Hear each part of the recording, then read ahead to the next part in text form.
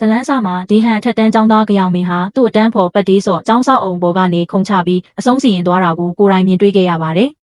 အတိတ်ပြန်ပြကွက်မှာတော့ဒေးစော့ဟာယာယီဆီယာမအပေါ်ရိုင်းရိုင်းဆိုင်ဆိုင်ပြုတ်မှုခဲ့တဲ့ဂျွန်ထောင်ကိုထိတ်တိုက်ရင်ဆိုင်ဖို့စ조사ခဲ့ပြီးနောက်ပိုင်းចောင်းမှာလူပဲဖြစ်သွားခဲ့ပုံကိုဖော်ပြထားပါတယ်။ဂျွန်ထောင်နဲ့သူ့တငယ်ချင်းတွေဟာဒေးစော့ကိုအနိုင်ကျင့်တဲ့ပြစ်မှတ်အသစ်အဖြစ်လုပ်ခဲ့ကြပြီးအရင်ကအနိုင်ကျင့်ခံနေရတဲ့ကြောင်မင်းကတော့အဲ့ဒီအခြေအနေကနေလွတ်မြောက်သွားခဲ့ပါတယ်။ကြောင်မင်းကဆရာတွေကိုတိုင်တန်းဖို့စဉ်းစားခဲ့ပေမဲ့ဆရာတွေကိုယ်တိုင်ကလည်းဂျွန်ထောင်နဲ့သူ့ရဲ့ချမ်းသာပြီးဩဇာအာဏာရှိတဲ့ဖခင်ဖြစ်သူကိုကြောက်နေကြရတာကိုသတိပြုမိသွားပါတယ်။လက်ရှိအချိန်မှာတော့ရဲတွေရောက်လာတဲ့အခါကြောင်မင်းကအနိုင်ကျင့်တဲ့သူတွေအဖမ်းခံရလိမ့်မယ်လို့မျှော်လင့်နေခဲ့ပါတယ်။ဒါပေမဲ့ဂျွန်ထောင်နဲ့သူ့တငယ်ချင်းတွေကចောင်းသားတွေကိုဆက်ပြီးအနိုင်ကျင့်နေခဲ့ကြပြီးကြောင်မင်းဟာလည်းចောင်းမှာအပေခံပြန်ဖြစ်သွားခဲ့ပါတယ်။သူဟာကိုတေချောင်းကြံစီဖို့စဉ်းစားခဲ့ပေမဲ့ကြောက်လန့်တကြားနဲ့ဝရန်တာအစွန်းကနေပြန်ဆုတ်လာခဲ့ပါတယ်။တရက်မှာတော့ဂျွန်ချောင်ရဲ့တငယ်ချင်းကွမ်ဆူးကចောင်းစင်ကြံလန်းမှာကြောင်မင်းကိုရိုက်နှက်ပြီးနောက်ပြောင်ကြည့်စေနေခဲ့ကတခြားចောင်းသားတွေကလည်းဒါကိုလစ်လျူရှုထားကြပါတယ်။အဲ့ဒီအချိန်မှာနိုဟွာဂျင်ရောက်လာပြီးကွမ်ဆူးကိုပြန်လည်ရိုက်နှက်ဆုံးမခဲ့ပါတယ်။ဂျွန်ချောင်ကဟွာဂျင်ကိုចောင်းသားအပေါ်ကိုထိလက်ရောက်ကျူးလွန်မှုနဲ့ဆွဆွဲပြီးဒီဖြစ်ရက်ကိုဓာတ်ပုံနဲ့ဗီဒီယိုတွေရိုက်ထားကြဖို့အားလုံးကိုပြောခဲ့ပေမဲ့ဟွာဂျင်ကတော့နောက်ဆုတ်မသွားခဲ့ပါဘူး။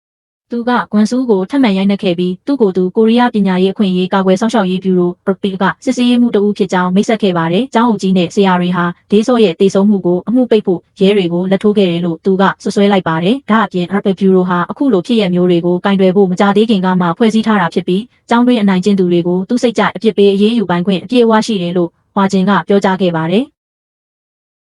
တီးတန့်တွေ့ဆုံမှုတစ်ခုမှာចောင်းအုပ်ကြီးကင်ယန်ကဟွာဂျင်ကိုနောက်ဆုတ်ပေးဖို့တောင်းဆိုခဲ့ပါတယ်။အကြောင်းကတော့ဂျွန်ချောင်းရဲ့ဖခင်လည်းဖြစ်တဲ့လွှတ်တော်အမတ်ကွန်ဘီဘယ်လိုတုံ့ပြန်လာမလဲဆိုတာကိုစိုးရိမ်လို့ဖြစ်ပါတယ်။ကွန်ဘီသာရွေးကောက်ပွဲမှာနိုင်ရင်ចောင်းအတွက်အကျိုးမြတ်အများကြီးရှိလာမယ်လို့သူကဆိုပါတယ်။ဟွာဂျင်ကညှင်းပယ်ခဲ့ပြီးဒေးစော့ရဲ့အတန်းမှာသူအတန်းပိုင်ဆရာလုပ်တော့မယ့်အကြောင်းသူ့ရဲ့အဖွဲ့ကိုပြောပြခဲ့ပါတယ်။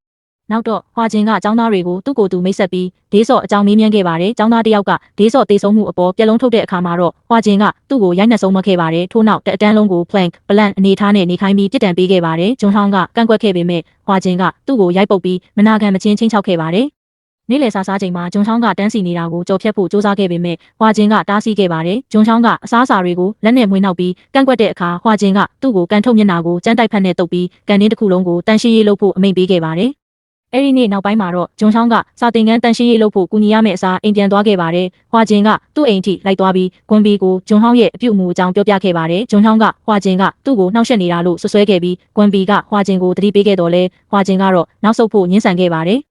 နောက်တနေ့မှာဟွာဂျင်ကဂျွန်ချောင်းကိုចောင်းစီပြန်ခေါ်လာပြီးအိမ်သားတွေဆေးခိုင်းပါတယ်။ဂျွန်ချောင်းကဟွာဂျင်ကိုအပြစ်ပုံချဖို့အတွက်အိမ်သားခွက်နဲ့သူ့ကောင်းကိုသူပြန်ရိုက်ခဲ့ပါတယ်။နောက်ရက်မှာတော့ကွန်ဘီចောင်းကိုရောက်လာပြီးသူ့သားကိုကိုထိလက်ရောက်စော်ကားခဲ့မှုနဲ့ဟွာဂျင်ကိုဆွဆွဲခဲ့ပါတယ်။သူကအဖကိုဖွဲ့စည်းခဲ့တဲ့ဝင်ကြီးချွိုင်ကန်စော့ကိုဖုန်းခေါ်ခဲ့ပါတယ်။ဟွာဂျင်ကတော့ဆွဆွဲချက်တွေကိုညှင်းဆိုခဲ့ပြီးကွန်ဘီရဲ့အာဏာအပေါ်တုံ့လုံးမှုမရှိခဲ့ပါဘူး။တစ်ချိန်တည်းမှာပဲဂျွန်ချောင်းရဲ့တငယ်ချင်းတွေကဂျောင်မင်ကိုရပီထန်တိုင်ကြားတယ်လို့ဆွဆွဲပြီးဝိုင်းဝန်းရိုက်နှက်ခဲ့ကြပါတယ်။ဂျောင်မင်ကအဆောက်အုံပေါ်ကနေခုန်ချဖို့စ조사ခဲ့ပေမဲ့ဟွာဂျင်ကအချိန်မီကယ်တင်နိုင်ခဲ့ပါတယ်။သူကဂျောင်မင်ကိုပြန်လည်တုံ့ပြန်တိုက်ပွဲဝင်ဖို့တငယ်ချင်းတွေဖွဲ့ဖို့နဲ့မိဘဒါမှမဟုတ်ဆရာသမားတွေလိုယုံကြည်ရတဲ့သူတွေကိုရင်ဖွင့်တိုင်ပင်ဖို့တိုက်တွန်းခဲ့ပါတယ်။ဂျောင်မင်ကဂျောင်ယွန်းဟာအာဏာရှိလွန်ပြီးသူ့ရဲ့လုပ်ရက်တွေကြောင့်နောက်ဆက်တွဲဖြစ်လာမယ့်အကျိုးဆက်တွေကိုစိုးရိမ်နေရတယ်လို့ပြောပါတယ်။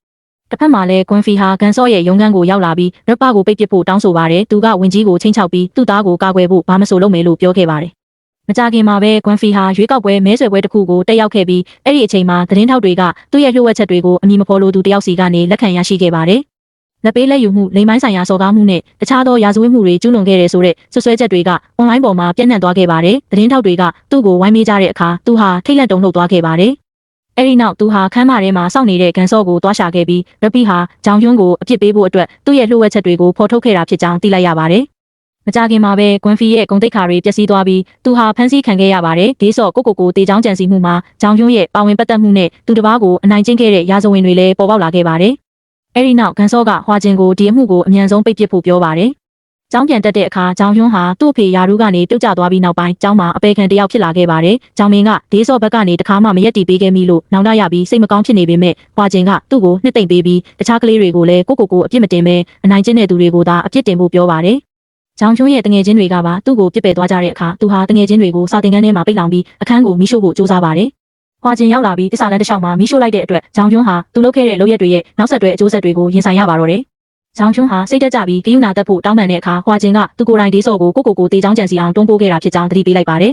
အတိတ်ကိုပြန်ပြောင်းကြည့်ရင်ဒေးစောနဲ့သူ့အဖေဟာဂျောင်ကျွန်းကိုတိုင်တန်းဖို့စူးစမ်းခဲ့မှုပေမဲ့ကျောင်းကစုံစမ်းစစ်ဆေးဖို့ညှင်းဆန်ခဲ့ပါတယ်ဒေးစောရဲ့အဖေဟာဂွန်ဖီရဲ့အရှိန်အဝါကြောင့်စီးပွားရေးပျက်စီးသွားခဲ့ပြီးဒေးစောဟာလည်းသူ့အဖေကိုဝင်ထုတ်ဝင်ပိုးမဖြစ်စေချင်တော့လို့ကိုတေးချောင်းကြံစီခဲ့တာဖြစ်ပါတယ်